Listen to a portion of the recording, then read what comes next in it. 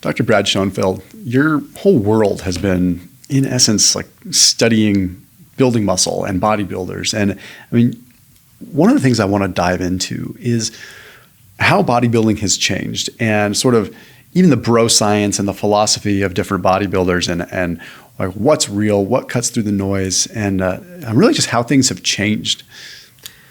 Yeah, so really interesting. I'm somewhat of a historian of the bodybuilding eras. And if you look back when I guess you'd call it the golden age, when bodybuilding first started, it was Steve Reeves and John Grimek. This is the 1940s and 50s. It was the pre-steroid era. And they all had very similar training philosophies. They did total body routines 3 days a week, multiple sets. They trained 35 to 40 plus sets per workout 3 days a week. So they'd be like Monday, Wednesday, Friday. So relatively high volumes, not excessively high. And then the steroid era started coming in the 60s. And that's when the split routines started becoming more relevant and utilized. And much higher volumes. The bodybuilders started using much higher volumes as well. It was Sergio Levia started that era. And then, of course, Arnold Schwarzenegger, Frank Zane, to me, the real classic bodybuilding years. But the steroid use was mostly just steroids, and it was relatively modest usage, at least from all that we know. Then the 80s came in, they started using more steroids, and they got into more of the bro splits. So with Schwarzenegger, it was kind of a push-pull legs type of routines, often 6 days a week. In the 80s and 90s, the steroid use started going up more. And then in the 90s, you started seeing, that's where kind of you got this real explosion of different compounds. And certainly I'm not an expert on what people use for gear. This is just more anecdotally from what I've heard. But it's not only the amount of steroids, but it's using alternative compounds and combining them, such as insulin and growth hormone and other thyroid hormone, et cetera, and different compounds, and to where we are today. And look, it's if you look at Broscience, it becomes much more difficult as people start to use more and more gear to then relate that to what is causing their gains and what is, from a training standpoint, and how much of a factor gear is, and what is the interaction between those effects. I bring these creatine stick packs everywhere. There's no sugar in them. It's pure creatine sweetened with monk fruit. That's the patented, tried and true creatine monohydrate that's out there. And that is a 50% off discount link with those stick packs. So 100% sugar-free. They've got some awesome flavors. They've got a lemon lime flavor. They've got a berry flavor. They have an unflavored version if you want zero flavoring whatsoever. And the cool thing is, it makes it so I can just sip on it throughout the course of the day. I like that. I like the idea of sort of micro-dosing my creatine, so I'm not having larger boluses. The literature shows that when you load with large boluses, that's when you might have more of the water retention. So I like just sipping on it throughout the course of the day. So 50% off your first order with Create and their creatine stick packs. So that link is in the top line of the description underneath this video. It's a good point. You look at, hey, bodybuilders are the experts of, Broscience because they find all these different things that work for them. But arguably, like what would ordinarily be even a small lever for a regular natural person might become a bigger lever when it's amplified with exogenous compounds. Or it's also just hard to isolate the variables because you've just got so much hodgepodge of different compounds coming in. Like what is actually eliciting the best result? Is it the compounds or is it the fact that you're, turning your elbow a little bit when you lift? And what's the interaction? So is it, if you take more of something, does that make the effects of doing something amplified, or does it lessen it and make it that it really doesn't matter at that point? So that's a good. These are where we just don't have answers, and obviously trying to study that in a controlled fashion is impossible. You're never going to get. It would be very unethical to try to give those types of compounds to someone who's just starting out lifting, or even you're not even going to. Be very difficult to get someone to agree to that, but you'd never get IRB approval for something like that, even if you could. Have there been any studies on, probably not at an elite level, like just medically prescribed testosterone replacement dosages with muscle, or is even that? Oh no, we do have that. There was a series of studies by a researcher named Bazin, or Bazin, I'm not sure how you pronounce it, but Bhasin, and some really interesting studies where they gave subjects different levels of testosterone, and they did it in different. There was multiple studies by this group, but they gave them. I don't recall the exact dosages, but like 100 milligrams a week versus 200 versus 300 versus 600. So it was like a graded dose, and you saw obviously or consistently with what we know through the dose-response relationship, you saw the difference in terms of their responses. And this was even without training. They looked at muscle mass, they looked at fat-free mass, and you would see even without training that they had different responses. And look, when you give a male testosterone, it's going to downregulate their own production of testosterone, so that actually can hamper their muscle building ability. If you're only giving them a little, their body thinks that they're getting sufficient testosterone. They might have been at a certain level, and now they're at a lower level than they were previously. So it was some really interesting findings, and it certainly also showed that in combination with resistance training, they showed an amplified effect of testosterone. But again, it went up to, I believe the highest dose was 600 milligrams a week for 8 or 10 week period, which is, it's pretty high, but it's not anywhere near what many or most of the bodybuilders are using today. Yeah, well, especially today. It ramped up in the 90s, and then here we are in 2025, and it's the amount of different compounds and just what's stacked is just horrendous, and people just don't even come off of the stuff. It's just correct. Blasting it all the time. Well, look, sadly, if you look at the lifespans, you're starting to see the bodybuilding era where they started to drastically increase their usage. The lifespans are going down. There are a lot of these bodybuilders are dying in their 20s and 30s and 40s.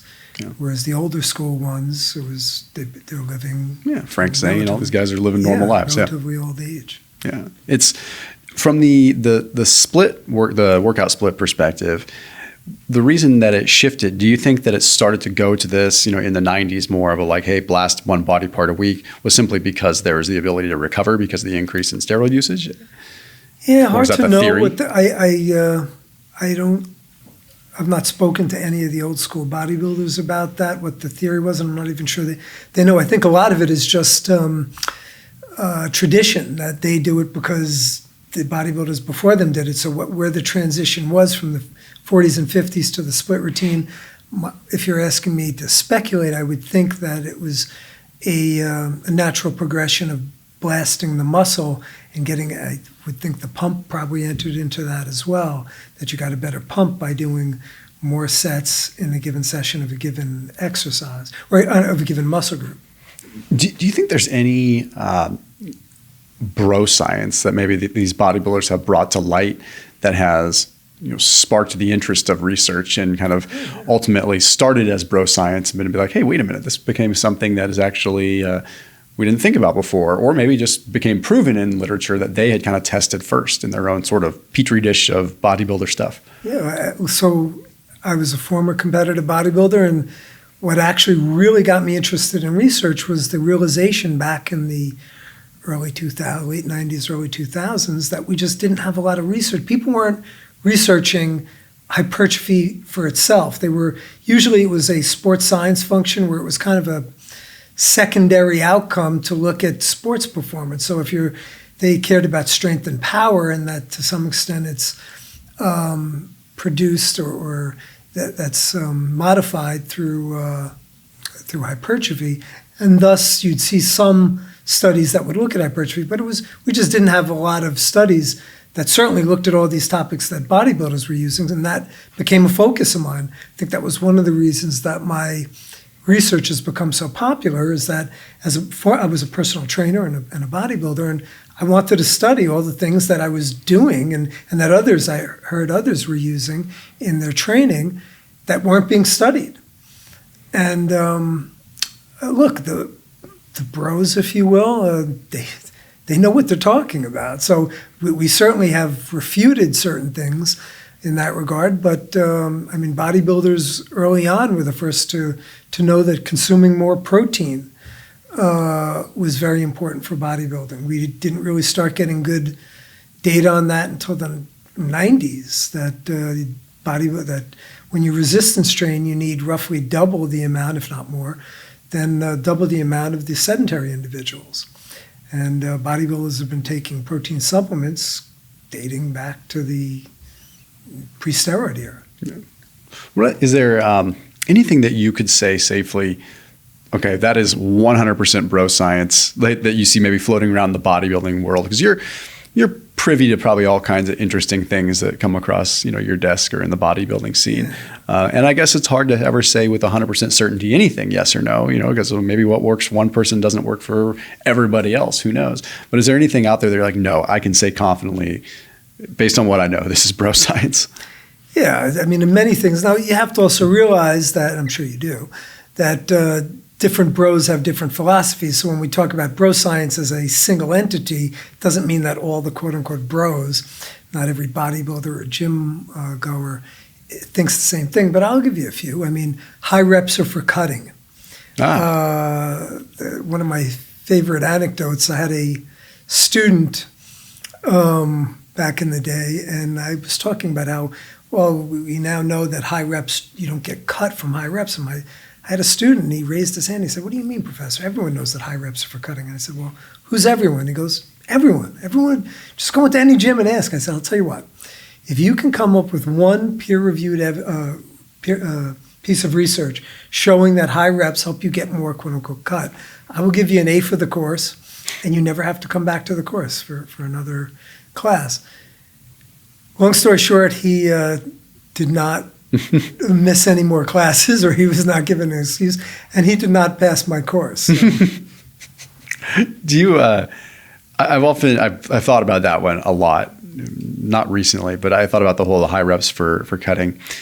And I wonder if it stems from this thing of like, hey, my calories are lower. I don't feel like I have the energy to like push these high intensities. You look at bodybuilders that are cutting, like you're pretty darn depleted. I think things are changing now, but back in the day, it was pretty serious. A lot of times it was, very low carb and also very low fat, almost protein sparing, modified fast type, where you're just cutting pretty extreme. Like maybe just energy levels were so low, so they just naturally gravitated towards high rep. And then there was like sort of this mixed causation there. They're like, oh, it's the high reps that are doing it. No, it's the fact that you're just lifting lighter because you don't have energy and you don't have the mental stamina to want to lift heavy.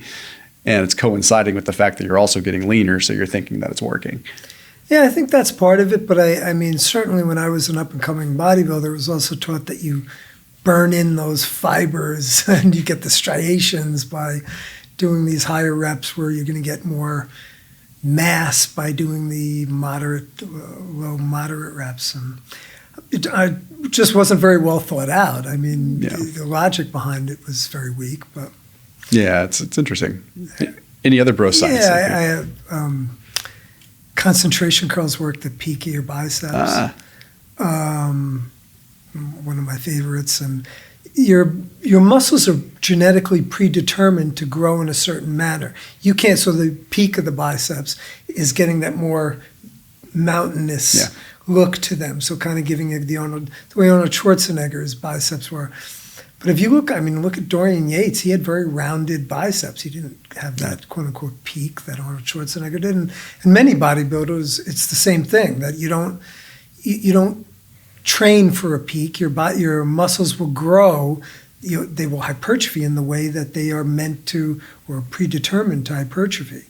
And you can't make them grow to more of a peak through doing a certain exercise or not. Yeah, that's a good point. Yeah, it's and maybe we have a tendency, like Arnold, for example, he had nice biceps and he had a nice peak to begin with, and maybe it just biased his training a little bit more, right? It's like, I think anyone that's a bodybuilder has been in that spot where it's like, yeah, maybe you like to train the things that look the best and that you feel like you're getting a good contraction with, and you're just, built in such a way where you just get that good bicep contraction, and you just feel like, okay, this is almost easier to train to intensity than another part of your body. So like this confirmation bias of yourself where you're just like, oh, I'm going to train this way. And if you have a peak to your bicep, then there might be kind of a reason to that. So maybe it's just easier to train them. Yeah, or maybe you feel, I think part of it also is that I think some people feel that the contraction point where you're squeezing in the top portion, you get a better feel to that in a concentration curl. At least that's what some people would say, and that maybe that drives that, somehow that squeezes the muscle to peak more. I don't know. Again, these are just bodybuilding lore that just does not pan out. I'd argue the opposite on a preacher curl. Maybe it's almost like you get yourself into a great stretch with a preacher curl in a relatively safe situation, right? And it's like you can the thing I've always liked about preacher curls are one of my favorites for biceps for sure. And that's one of my stronger body parts. And I've found that like the nice thing is that you can get into that stretch position and you can self-spot a little bit. You can like feel safe. Mm-hmm. So I've always thought with a preacher, maybe it's the opposite. Couldn't care less about the peak contraction. I always thought it was which I think the literature kind of supports that if anything, it's going to be the stretch position more so.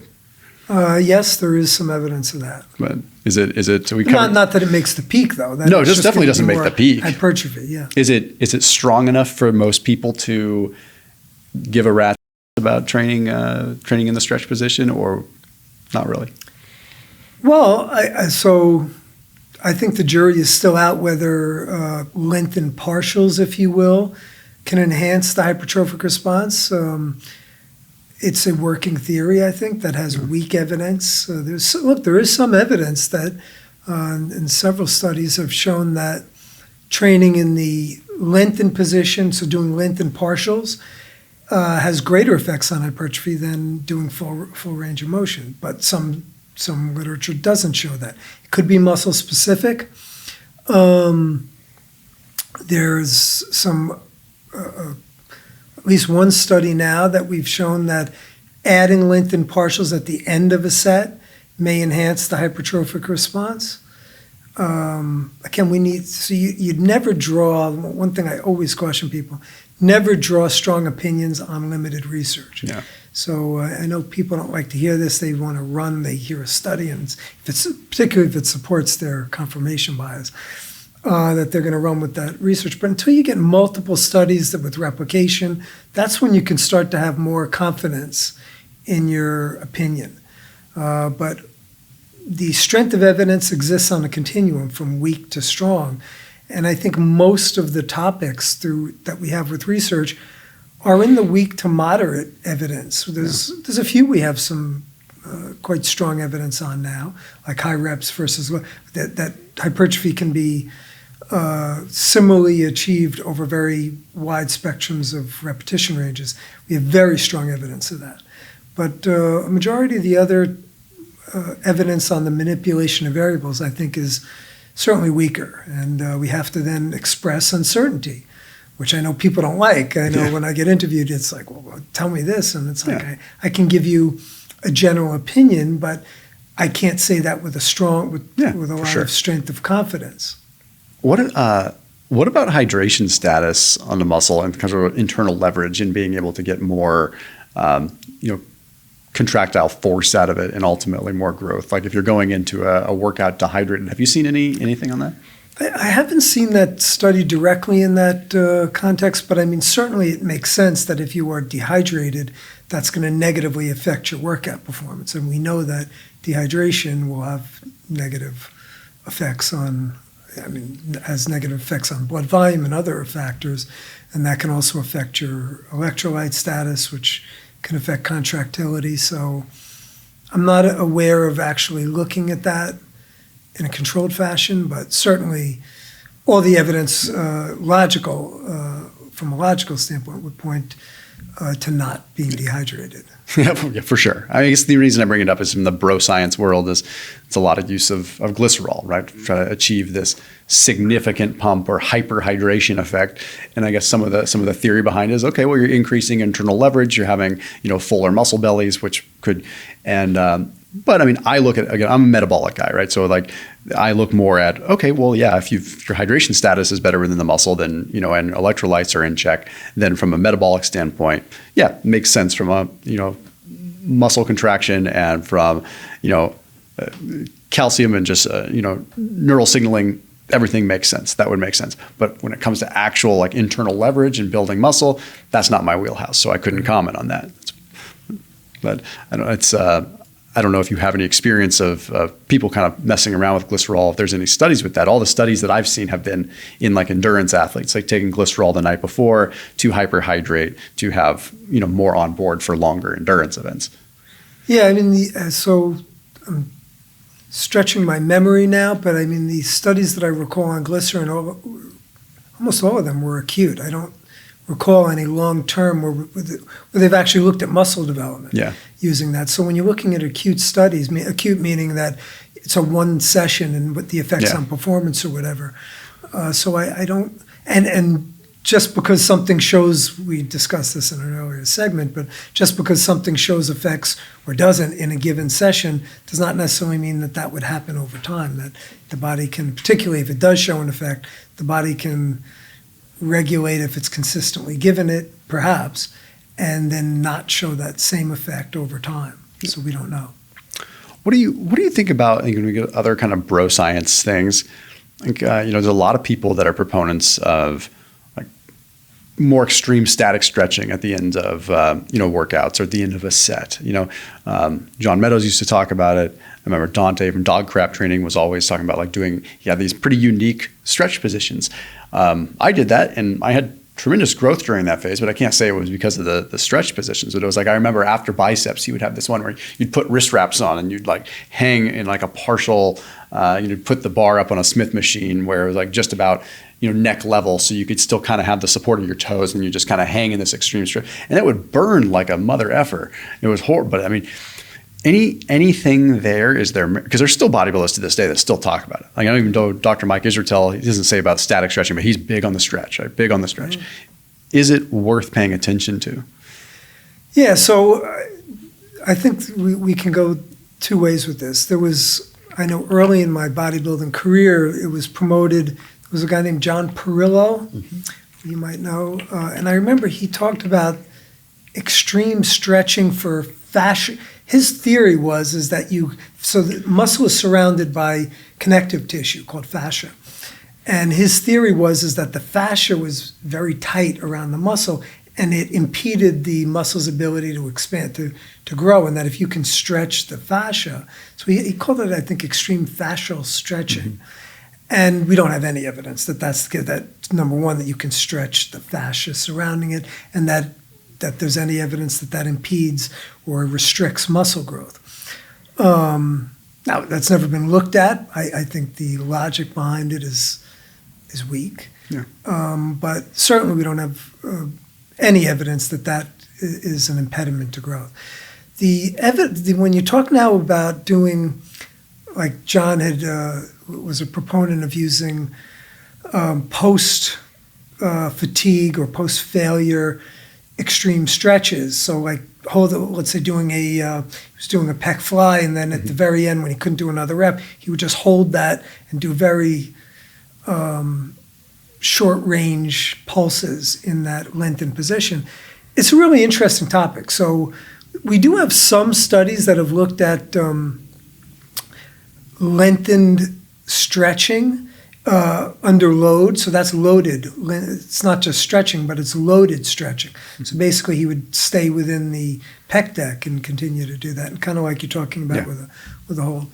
And the evidence is somewhat mixed on that. Our group carried out a study on that. It seemed to show somewhat of a benefit. It's very small, but in the soleus, we did it on the calves, but not in the gastroc. And could it be that maybe soleus is more endurance-oriented? It has about 80% slow twitch muscle fibers, type 1 fibers. Could it be that extending the set, if you will, with a loaded stretch might target These are things we don't know, and I think it's an interesting point or area of future study, at least to try to flesh this out more. But as mentioned, I do think the I think the lengthened, so here's what we know. The lengthened portion of the repetitions have a greater anabolic effect than the shortened position. I think I'd say there's fairly strong evidence of that now. How you can then utilize that for enhancing the growth in terms of like what John had talked about with these lengthened partials at the very end, or with other just doing lengthened partials versus we're adding in additional sets of lengthened partials. We don't have good evidence on any of that, and I think they're interesting areas of research.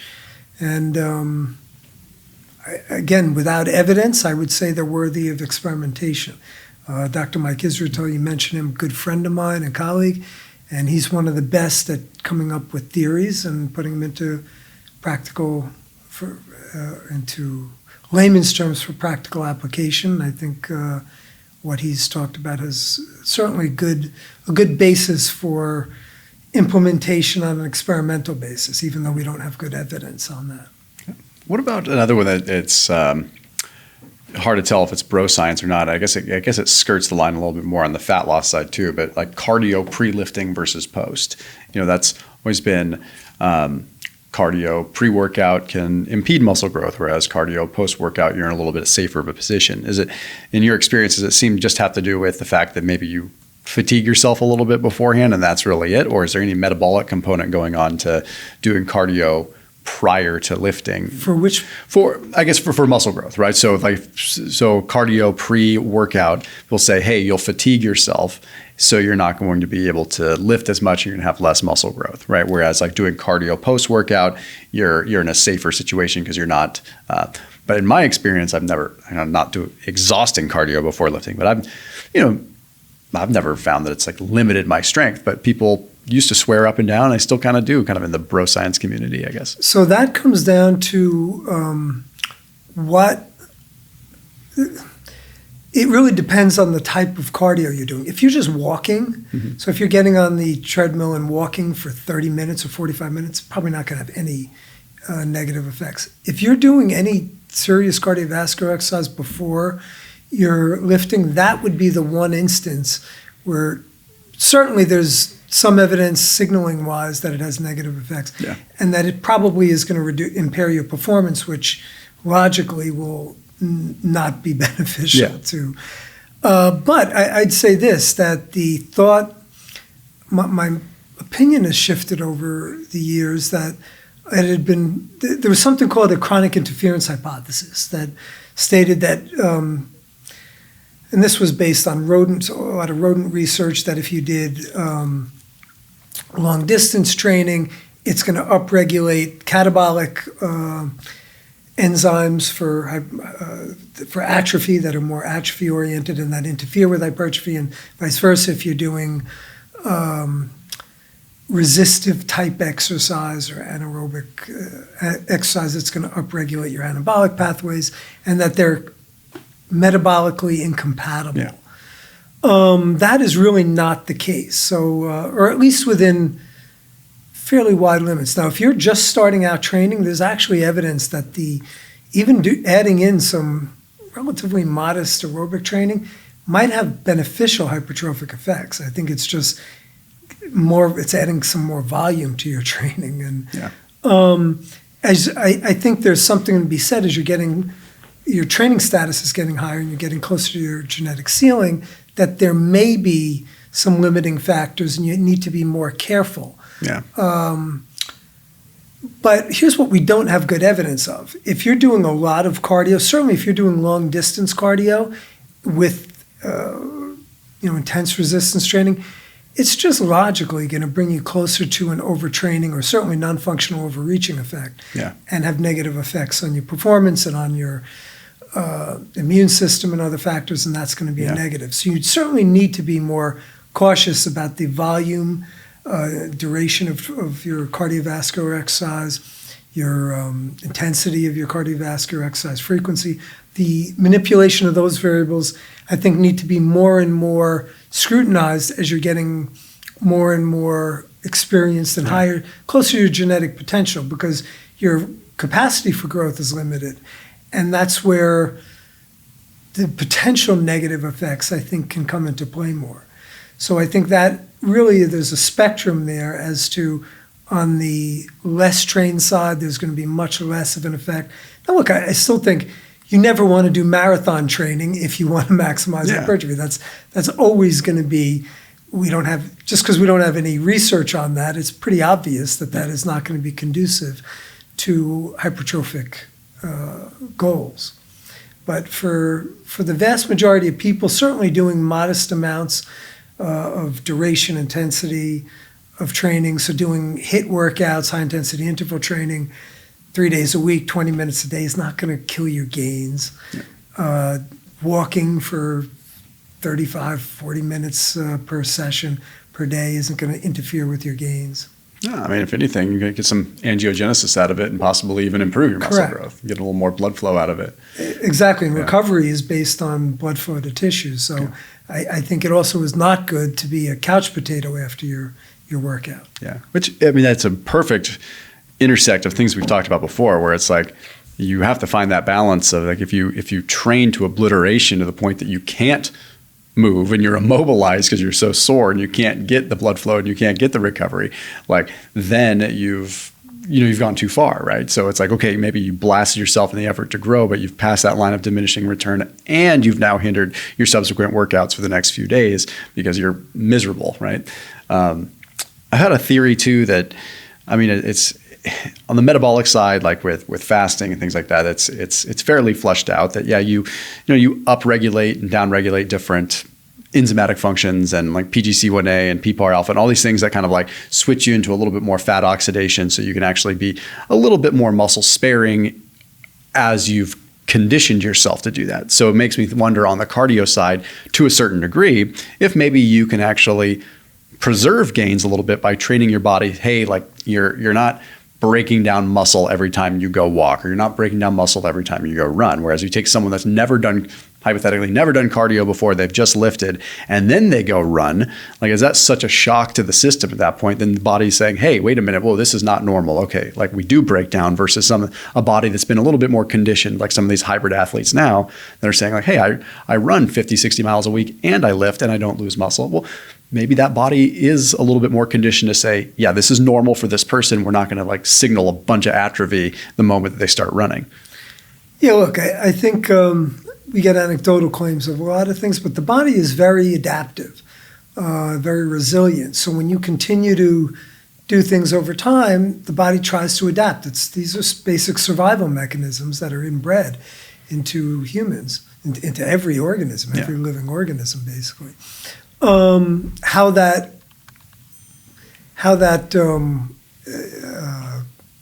comes about, how that manifests in terms of how people train and what the effects are, is going to be specific to the individual.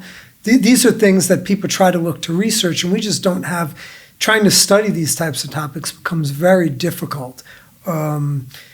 Number one, we have inter-individual differences, but trying to account for what people do over the course of long periods of time and then trying to study them for fairly long periods of time, it's just a very difficult proposition. As funds are limited in our field for these types of things, obviously all the money goes into clinical outcomes, not into performance outcomes. So this is where logical rationale becomes more of a factor in terms of, since when you don't have high-level evidence, when we don't have the scientific method to look at, we then look at the lower-level evidence, which would be logical rationale. Yeah. Does that ever frustrate you as a researcher? I mean, it's just like where you can't look at the things you really want to look at. I mean, obviously you get used to it, but that's got to be somewhat frustrating. It's like you've got all these things that make sense, right? But it'd just be impossible to study them. I mean, I don't necessarily get frustrated because you know what your limitations are going into being a researcher. But if you're asking, do I have my wish list that I wish I can do that? It does. It's frustrating that we're not able to know what we should know with current look, AI, there's all this talk about AI. Who knows what it's going to allow us to do going into the future. I'm hoping that there will be very positive effects of our being able to extrapolate more information from that we aren't currently able to do in multiple ways, but we'll see. Yeah. So, I mean, at this point, I appreciate that you're not dismissive of Anecdote. I feel like there's a lot of people on the internet, and I hear it all. It's like, well, Anecdote doesn't matter. Anecdote doesn't matter. And it's like, I've gotten to the point, I've been doing this for 10 years where it's, RCT after RCT after RCT. And it's like, sometimes, I don't want to say it's frustrating. I'm in the same boat as you. It's just like, hey, in a lot of ways, sometimes it's retroactively looking at things. And that's just the way it is. That's not going to change. We can't look into the future. But, to dismiss Anecdote and what legitimately is working for somebody, or even a small group of people, that would pretty much be, in today's day and age, impossible to test or really conclude anything from. Like, who are we to ultimately dismiss that anecdote, right? Yeah, look, first of all, the best research, best applied research comes from the field. So Anecdote is always going to be very beneficial to us. We test, as I mentioned earlier, my research tests what bodybuilders, or much of it, what bodybuilders had done and personal trainers had done previously. We test the anecdotes that seem to be working in the field. But even without that, research is only going to provide guidelines. I said this earlier, that you're not going to be able to know. Research will not tell Tom DeLauer what he should be doing. Yeah. It's going to tell you, hey, this is what on average people get the best results from. So this is going to give you a basis to program with. Yeah. And then you need from there to say, hey, I don't think this is working as well as it should. Let me experiment. Here's what I think may work. And you also have to understand the gaps in the literature. Yeah. As mentioned also earlier, that there's so much we don't know. So when you don't know, you want to say, what is the potential negative effects of doing this? What are the potential positive effects? That's your cost benefit. Yep. And if the positive outweighs the negative, hey, let me potentially give this a try, and how does that fit into my overall strategy? These are all things, that's what ultimately makes the best bodybuilders, the best trainers, the best strength coaches. I'm with you on that. Well, Brad, where can everyone find you, man? Just Google me, you'll find out all the info you want. Right on. Thanks, man. It's my pleasure, man. Cool.